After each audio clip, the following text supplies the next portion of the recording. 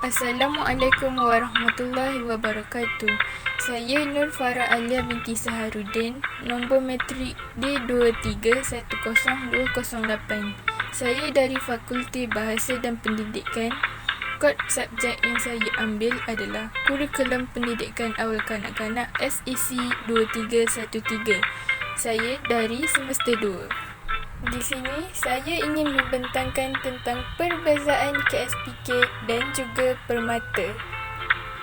Perbezaan yang pertama adalah matlamat.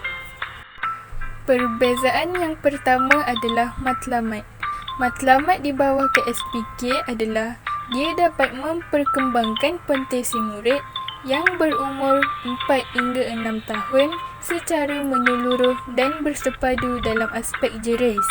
Sebagaimana kita mengetahui, J itu untuk jasmani, E untuk emosi, R untuk rohani, I untuk intelek dan S untuk sosial.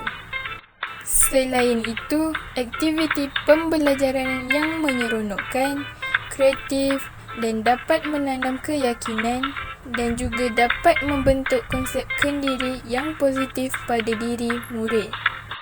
Seterusnya, di bawah permata pula, dia menyediakan program asuhan atau didikan awal yang bersepadu untuk kanak-kanak yang berumur 0 hingga 4 tahun.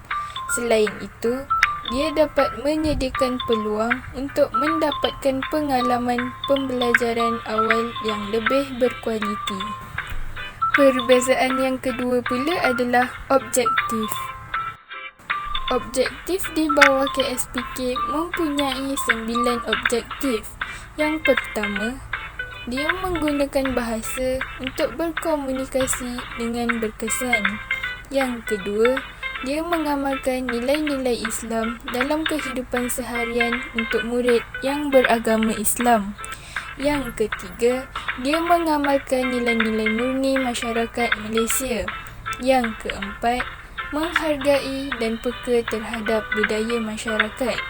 Yang kelima, dia menyayangi dan menghargai alam sekitar. Dan yang keenam, memperkembangkan konsep kendiri yang positif dan keyakinan diri. Yang ketujuh pula, dia mempraktikkan amalan kesihatan, membina kecergasan badan dan menjaga keselamatan diri. Yang ke-8, dia mengembangkan daya kreatif dan juga estetika. Dan yang terakhir sekali, yang ke-9, dia mengaplikasikan pemikiran kritis, kreatif dan inovatif serta kemahiran menyelesaikan masalah dalam pembelajaran dan kehidupan seharian.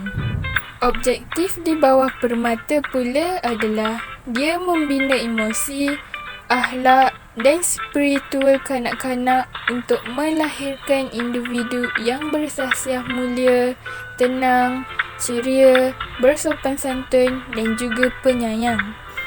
Yang kedua, membina kemahiran bersosial, interpersonal dan intrapersonal yang baik untuk membolehkan kanak-kanak bergaul dalam masyarakat pelbagai budaya. Yang ketiga, mendidik kanak-kanak mengamalkan pemakanan sihat, kebersihan dan keselamatan gaya hidup sihat. Yang keempat, membantu kanak-kanak mengembangkan kemahiran motor kasar dan motor halus serta perkembangan fizikal yang mapan. Seterusnya, yang kelima adalah membina kemahiran awal matematik dan pemikiran logik. Dan yang terakhir sekali, yang keenam adalah membimbing kanak-kanak menguasai kemahiran awal berbahasa, berkomunikasi dalam bahasa Melayu, bahasa ibunda dan juga bahasa Inggeris. Perbezaan yang ketiga pula adalah bidang pembelajaran. Bidang pembelajaran di bawah KSPK adalah mempunyai 6 tunjang. Tunjang yang pertama adalah tunjang komunikasi, yang kedua tunjang kemanusiaan, yang ketiga tunjang perkembangan fizikal dan estetika, dan yang keempat tunjang sains dan teknologi, Yang kelima, tunjang kerohanian, sikap dan nilai. Dan yang terakhir sekali, yang keenam adalah tunjang keterampilan diri. Mari kita lihat tunjang-tunjang kesemua ini yang telah pun disebutkan sebentar tadi menekankan kepada aspek apa. Yang pertama, tunjang komunikasi.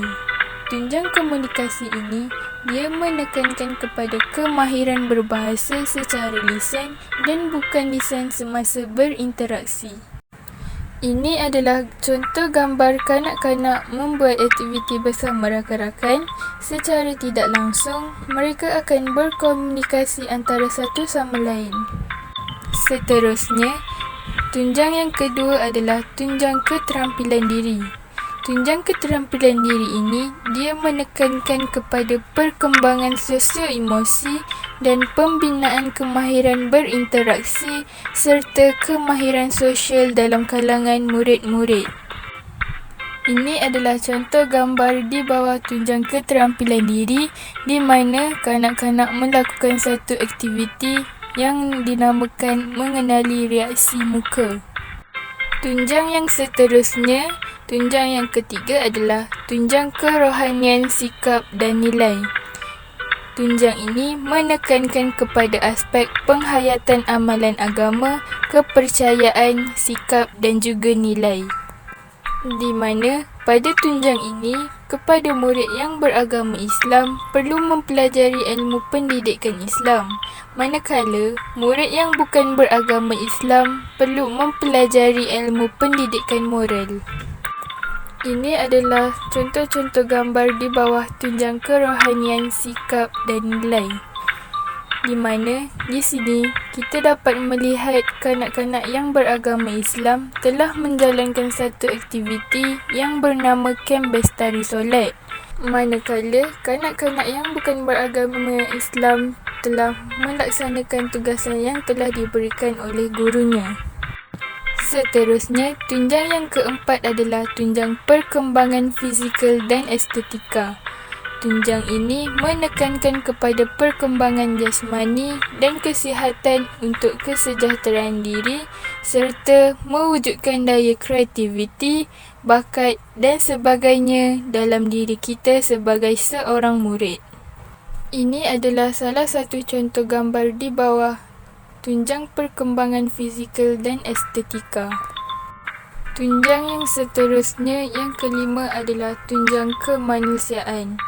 Tunjang ini menekankan kepada penguasaan ilmu dan amalan tentang alam sekitar setempat dan kemasyarakatan. Ini adalah contoh-contoh gambar di bawah tunjang kemanusiaan. Tunjang yang terakhir sekali adalah tunjang sains dan teknologi. Tunjang ini dia menekankan kepada pengetahuan sains, kemahiran dan sikap saintifik serta pengetahuan kemahiran matematik. Ini contoh-contoh gambar di bawah tunjang sains dan teknologi.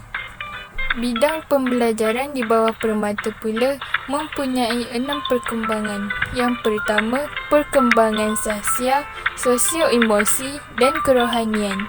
Yang kedua, perkembangan bahasa, komunikasi dan literasi awal. Yang ketiga, perkembangan awal matematik dan pemikiran logik. Yang keempat, perkembangan deria dan pemahaman dunia persekitaran. Yang kelima, perkembangan fizikal. Dan yang terakhir sekali adalah perkembangan kreativiti dan estetika. Sekian, itu sahaja daripada saya, Nur Farah Alia binti Saharuddin. Assalamualaikum warahmatullahi wabarakatuh.